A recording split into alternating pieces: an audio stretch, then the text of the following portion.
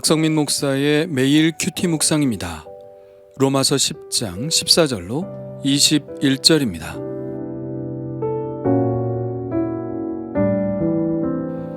그런즉 그들이 믿지 아니하는 일을 어찌 부르리요? 듣지도 못한 일을 어찌 믿으리요? 전파하는 자가 없이 어찌 들으리요? 보내심을 받지 아니하였으면 어찌 전파하리요? 기록된 바 아름답도다 좋은 소식을 전하는 자들의 발이여 함과 같으니라. 그러나 그들이 다 복음을 순종하지 아니하였도다. 이사야가 이르되 주여 우리가 전한 것을 누가 믿었나이까 하였으니 그러므로 믿음은 들음에서 나며 들음은 그리스도의 말씀으로 말미암았느니라. 그러나 내가 말하노니 그들이 듣지 아니하였느냐? 그렇지 아니하니 그 소리가 온 땅에 퍼졌고 그 말씀이 땅 끝까지 이르렀도다 하였느니라. 그러나 내가 말하노니 이스라엘이 알지 못하였느냐?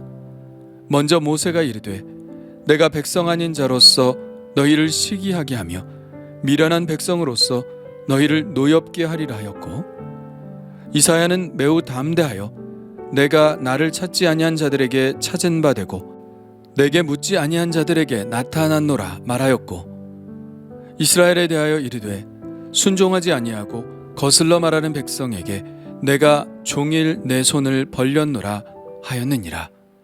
아멘. 이스라엘에 대하여 이르되 순종하지 아니하고 거슬러 말하는 백성에게 내가 종일 내 손을 벌렸노라 하였느니라. 이 21절의 마지막 말씀은 마치 하나님께서 구걸하시듯 백성들을 위해 손을 내미시는 장면을 상상하게 합니다.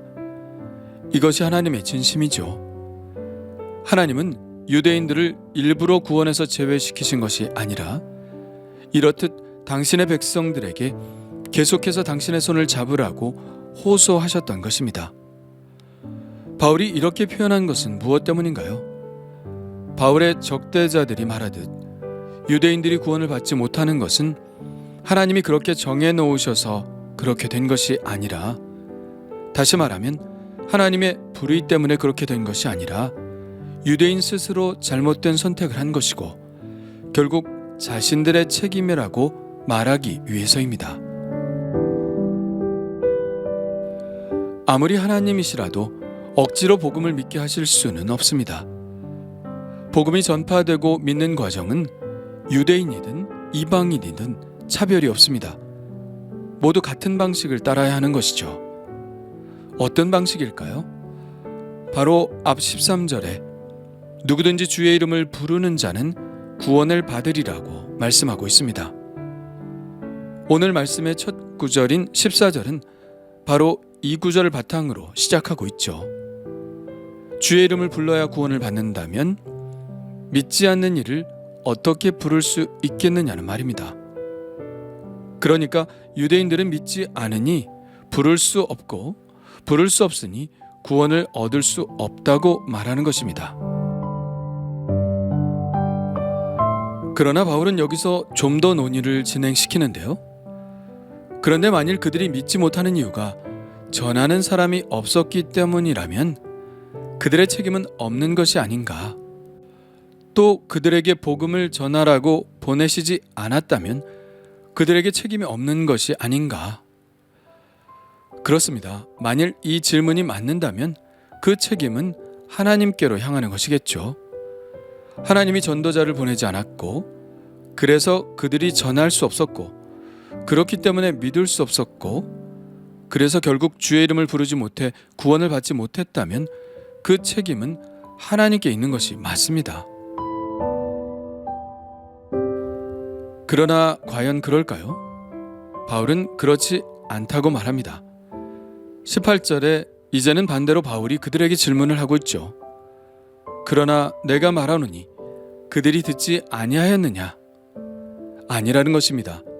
유대인들에게 복음이 전해졌습니다. 그 소리가 온 땅에 퍼졌고 그 말씀이 땅 끝까지 이르렀습니다. 그러니 그들이 듣지 못했을 리가 없습니다. 바울은 또 질문하고 있죠. 19절입니다. 그러나 내가 말하노니 이스라엘이 알지 못하였느냐? 알지 못해서 그들이 믿지 못한 것일까요? 아니요. 알지 못했을 리가 없습니다.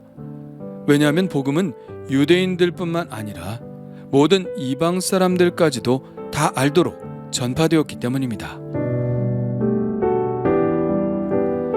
19절에 내가 백성 아닌 자로서 너희를 시기하게 하며 미련한 백성으로서 너희를 노엽게 하리라고 말씀하고 있고, 20절에 내가 나를 찾지 아니한 자들에게 찾은 바 되고 내게 묻지 아니한 자들에게 나타났노라 라고 말씀하고 있습니다.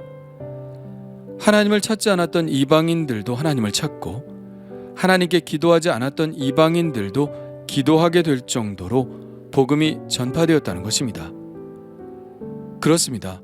로마서가 쓰여질 당시 이미 지중해권에 있는 대부분의 도시들에 교회가 세워졌고, 많은 이방인들이 복음 앞에 순종했습니다. 하나님은 그들이 복음에 순종하는 것을 통해서 유대인들이 자극을 받기를 원하셨습니다.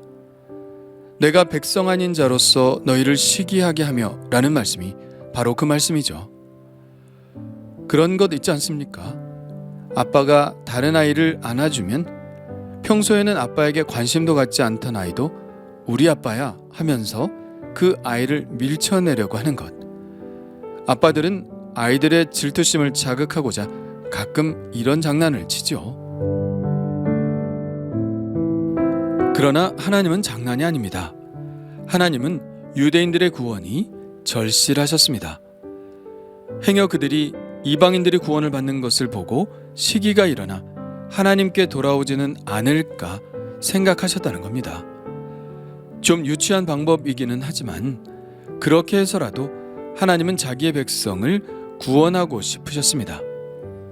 21절에 보면 그 하나님의 절실함이 눈에 선하게 나타남을 볼 수 있죠. 이스라엘에 대하여 이르되 순종하지 아니하고 거슬러 말하는 백성에게 내가 종일 내 손을 벌렸노라 하였느니라. 하나님은 전도자들을 그들에게 보내셨습니다. 복음을 듣게 하셨습니다. 그들 안에 믿음이 생겨서 예수의 이름을 부를 수 있도록 그렇게 하셨습니다. 하루 종일 손을 펴서 그 손을 잡기를 기다리셨습니다. 그러나 그들은 하나님의 그 손을 부끄럽게 만들었죠. 그러므로 그들은 이제 핑계할 수 없게 되었습니다. 듣지 못했다고, 몰랐다고 핑계댈 수 없게 되었습니다. 예수님이 부자와 나사로의 이야기를 들려주신 것이 생각납니다. 부자가 고통받는 곳에 가서 후회의 눈물을 흘리며 아브라함에게 간구하죠. 아버지여, 구하노니 나사로를 내 아버지의 집에 보내소서. 내 형제 5이 있으니 그들에게 증언하게 하여 그들로 이 고통받는 곳에 오지 않게 하소서. 그러자 아브라함이 이렇게 말합니다.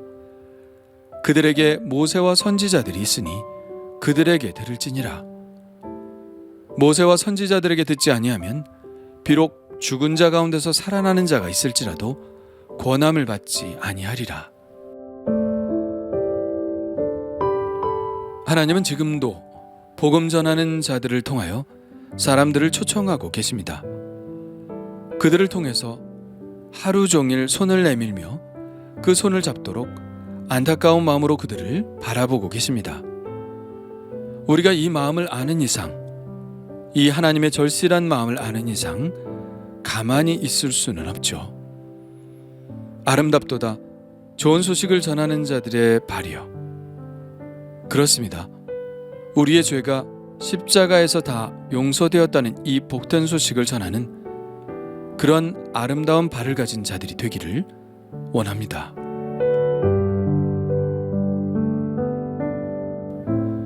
주님 감사합니다. 제가 듣지 못해 순종하는 것이 아닙니다. 제가 알지 못해 따르지 않는 것이 아닙니다. 제 안에 고집스러운 마음이 있어서 하나님의 마음을 알면서도 들었으면서도 제 마음대로 행할 때가 많았습니다. 저의 돌처럼 굳은 마음을 부드럽게 하시사 하나님의 말씀에 온전히 순종할 수 있게 하시옵소서. 예수님의 이름으로 기도합니다. 아멘.